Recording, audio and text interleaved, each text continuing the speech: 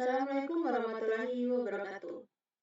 Yang saya hormati, Laode Muhammad Fit Aksara, Eskom Mkom, selaku dosen teknologi informasi. Di video ini saya akan menyelesaikan tugas pembuatan video. Adapun tujuannya adalah sebagai pemenuhan tugas UTS yang beliau berikan.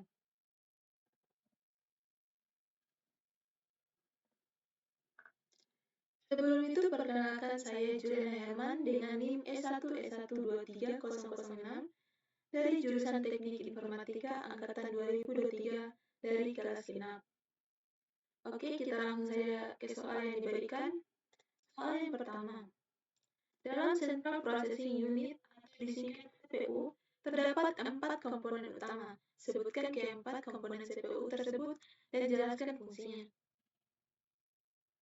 Jadi ada 4 komponen utama CPU, yaitu yang pertama, Arithmetic Logic Unit atau disingkat ALU, yang memiliki fungsi melakukan perhitungan. Yang kedua, Control Unit atau disingkat PU, yang berfungsi mengontrol pemrosesan instruksi dan perpindahan data dari satu bagian CPU ke bagian lainnya. Yang ketiga, Register, yang memiliki fungsi menyimpan data yang sedang dikerjakan CPU dan memfasilitasi akses cepat ke data. Yang keempat, Bus Interface Unit, yang berfungsi memindahkan instruksi dan data antara CPU dan perangkat keras lainnya. Keempat komponen ini bekerja sama untuk menjalankan program komputer. Nomor 2. Jelaskan perbedaan antara freeware, server, dan open source, dan berikan contohnya masing-masing satu. Yang pertama, freeware adalah perangkat lunak software yang dapat diunduh dan digunakan secara gratis oleh siapapun. Meskipun itu, tetapi ada kebijakan yang dibuat pengembangan untuk para pengguna. Biasanya juga memiliki fitur yang terbatas dan tidak maksimal karena tanpa biaya. Contohnya seperti WhatsApp. Yang kedua, server. Perangkat lunak software yang didapatkan secara gratis untuk keperluan tertentu, tetapi waktunya terbatas. Jika pengguna merasa membutuhkan aplikasi pada server, maka ia harus membelinya pada periode gratis selesai. Contohnya seperti Internet Download Manager. Yang ketiga, open source. Seseorang dapat mengambil source dari aplikasi dan bertujuan untuk mengembangkan dari software tersebut. Distribusi dari aplikasi open source yang sudah dimodifikasi biasanya berada di bawah pengawasan vendor terkait lisensi, contohnya seperti MySQL. Jadi, perbedaan di antara ketiganya adalah hal lisensi dan biaya. Freeware gratis tanpa batasan. Server memiliki versi percobaan dan berbayar, sementara open source memungkinkan akses terbuka ke kode sumber dan modifikasi. Lanjut nomor 3. Jelaskan fungsi dari sistem operasi pada komputer. Beberapa fungsi utama dari sistem operasi. Yang pertama, sistem ini dinilai sebagai komponen vital yang mendasari kerja perangkat lunak atau software lainnya. Sebelum aplikasi berjalan dan dapat berfungsi pada suatu komputer, maka sistem operasilah yang memungkinkan program atau aplikasi tersebut dapat berjalan dan ditampilkan kepada pengguna. Yang kedua, mengatur kerja hardware dan software.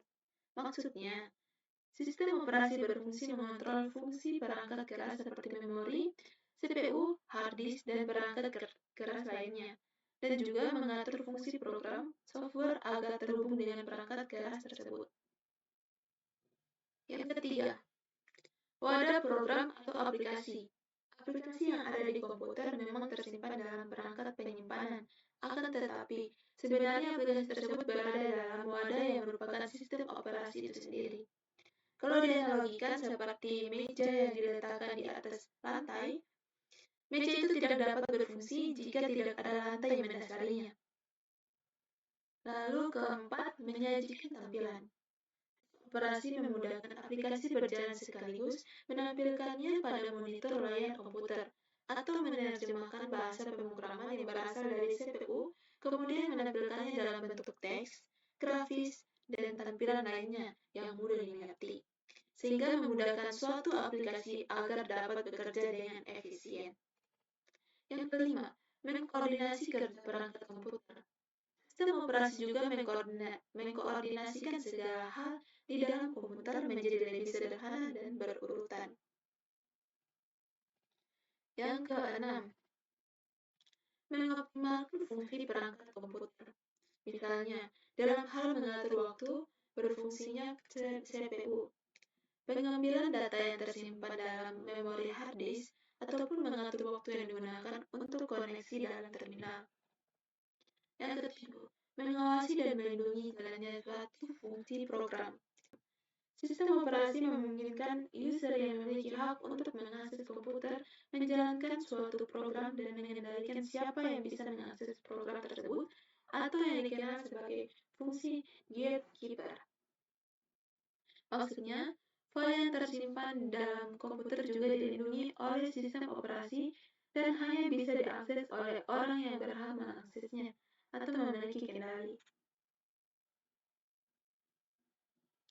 Jadi, kesimpulannya, tanpa adanya sistem operasi, maka komputer tidak dapat menjalankan program dan fungsinya. Lanjut nomor 4. Sebutkan dan jelaskan 3 jenis program aplikasi. Yang pertama, word processing, yang merupakan program yang dapat dipakai untuk membuat makalah, naskah, rangkuman, dan lain sebagainya. Contohnya seperti Microsoft Word. Yang kedua, program spreadsheet, merupakan program yang digunakan untuk mengelola data secara berkolom. Contohnya seperti Microsoft Excel. Yang ketiga, antivirus, program yang digunakan untuk mendeteksi dan menghilangkan virus yang tertular pada komputer yang sedang dipakai. Contohnya seperti Norton. Lanjut nomor 5. Jelaskan bagaimana kerjasama antara prosesor dan memori dalam mengelola data pada komputer. Kerjasama ini bisa disebut prosesor di dalam memori atau disingkat PIM. Jika pemrosesan dilakukan hanya prosesor saja, bakal mengalami latensi, juga dikenal sebagai hambatan von Neumann. Sedangkan memori komputer tidak terlibat dalam pemrosesan, karena hanya digunakan untuk menyimpan program dan data. Maka dari itu, penambahan pemrosesan langsung ke memori dapat membantu mengatasi latensi. PIM dapat memanipulasi seluruh data yang ada di memori komputer. Perangkat lunak software, aplikasi yang berjalan pada satu atau lebih komputer, mengelola pemrosesan dan data dalam memori.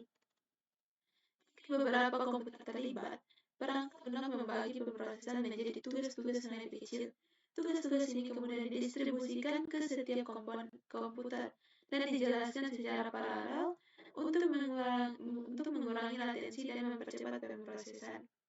Jadi, dengan PIM ini dapat mempercepat pemrosesan tugas secara keseluruhan dengan menjalankan di dalam media memori.